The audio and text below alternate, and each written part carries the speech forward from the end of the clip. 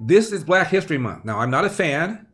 I think Black history is American history, and one of the most fascinating figures in American history is a man named Bass Reeves, about whom a website called Texas Co-op Power wrote the following. Bass Reeves came to Texas from Arkansas as an enslaved 8-year-old with the William Reeves family in 1846. He would go on to become the first American U.S. Deputy Marshal west of the Mississippi, although that's in some doubt, and among the most relentless lawmen of his or any day. When William's son George went to fight for the Confederacy during the Civil War, Bass was sent along with him. At some point, Bass lit out for the Indian Territory, present-day Oklahoma, and never encountered the Reeves family again. Bass Reeves found refuge in Indian Territory with the Seminole, Creek, and other tribes, and later bought land near Van Buren, Arkansas. In 1875, President Ulysses S. Grant ordered Judge Isaac C. Parker to bring law and order to the Indian Territory. Parker authorized the hiring of 200 deputy marshals, and Reeves, an occasional scout and guide for deputy marshals, was one of them. Reeves was big, 6 feet 2 inches, and already a legendary marksman, and he knew the country. Art T. Burton, author of the 2006 biography Black Gun Silver Star, The Life and Legend of Frontier Marshal Bass Reeves, wrote the following. He was the baddest of the bad.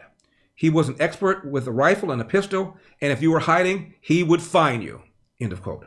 Reeves worked for 32 years as a U.S. Deputy Marshal and reportedly brought to justice 3,000 felons, all but 14 of them alive. Hard to know the actual number because some of the figures came from Reeves himself.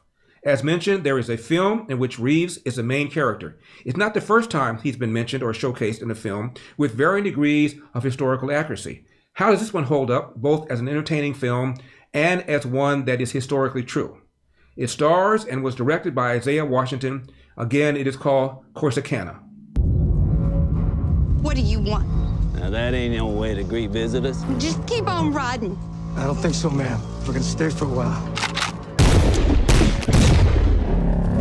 Don and his gang were hired, terrorized and killed anybody that get in their way. I assume you're a lawman? Federal Marshal.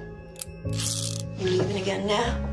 Wherever this Donner boy goes, he leaves trail of bodies behind. Men, women, children. They rode in around noon, started shooting.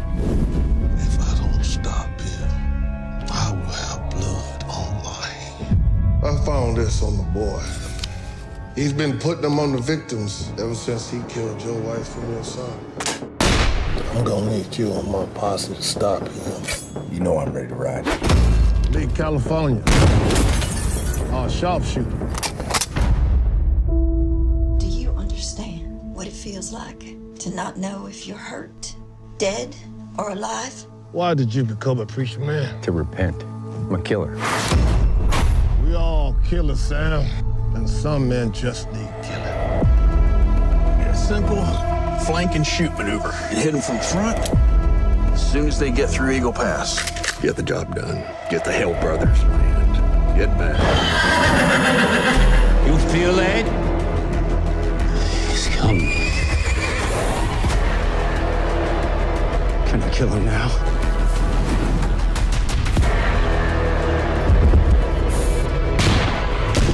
Who are you? Bass Reeves.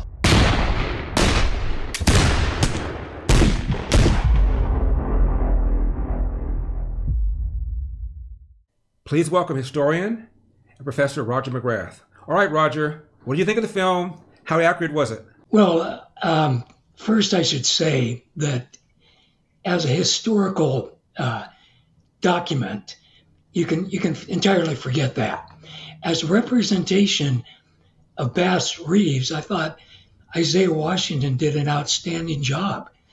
The character, as portrayed by Washington, was probably pretty close to the actual Bass Reeves that we know as a Deputy U.S. Marshal, 32 years, mostly in Indian Territory. And from everything we know and everything we can document, I think that, in that sense, his portrayal, of the man, Bass Reeves, was outstanding. as far as the events that they portrayed in the movie, none of those things actually occurred. But capturing kind of the spirit of the times and the character of the people, I think it did a good job. And for the pioneering, the first director, Isaiah Washington, his first attempt at being a director, I think he did an outstanding job. But don't look at this as history of events that Bass Reeves was involved in. I mean, in a general sense, the fact that he relentlessly pursued outlaws, absolutely accurate. The example of his courageous nature and his absolutely presence of mind under fire, all of those things, absolutely good. And the movie itself, sometimes it moved at glacial speed, but it was a different attempt, I think, for a Hollywood production. It was almost an art house movie, and a real attempt to look at people's character, especially Bass Reeves. And so in that sense, I give it an A. In other ways, if you expect to learn history from that, that was not Texas of the mid-1890s and not Corsicana, where there was an oil strike, but there wasn't a gang that murdered a family and gang raped a wife. And none of that ever happened. I mean, if anything ever happened like that in the mid-1890s in Texas, the entire state would have been a vigilance committee on the trail of that gang.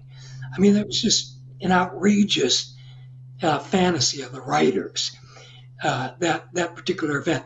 That was something like the Comanches did to a pioneering family in 1835 on the Texas frontier, but not something that would have happened by the Jack Donner gang in Corsicana in 1894 or 5. But Roger, what about the shooting? I recall you told me one time that there was no documented record of somebody in the middle of the street saying, "Draw, partner," which you often see in Westerns on television. But it seemed to me a lot of them were just shooting at each other, standing right in the open and shooting at each other. Is that how gunfights went down? Well, yeah. Well, actually, there were instances of people fighting in the street, including lawmen, exactly like portrayed in Hollywood Westerns, but they didn't happen in the cattle towns of Kansas. And people have pointed that out. They did occur. And they occurred like that, just like some Hollywood script, fairly regularly in mining camps of the far west. A very different scene. But yes, mostly men took advantage of cover and concealment.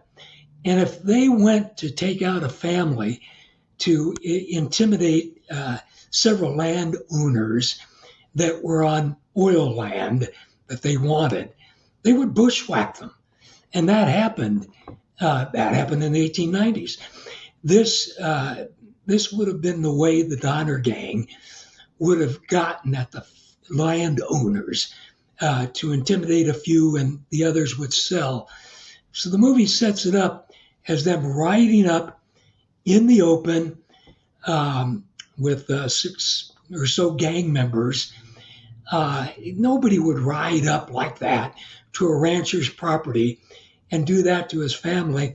And then the rancher was behind a tree from a short distance away. It appeared to be 30, 40 yards with a Winchester, and he hits nobody or anything. I mean, all that was totally implausible. Now, that's not to say that people weren't bushwhacked, but that would be a lone gunman that was hired to do that, and he would pick off the rancher when he was somewhere alone on his property. That would be a more typical occurrence in the Old West in these disputes over land and property. Got a question for you. Are you concerned with stock market volatility? Markets closing in on their worst year since the financial crisis. Since 2020, the Dow closed down more than 1,100 points. Financial markets had their worst day since the start of the pandemic. Do you really trust this economy?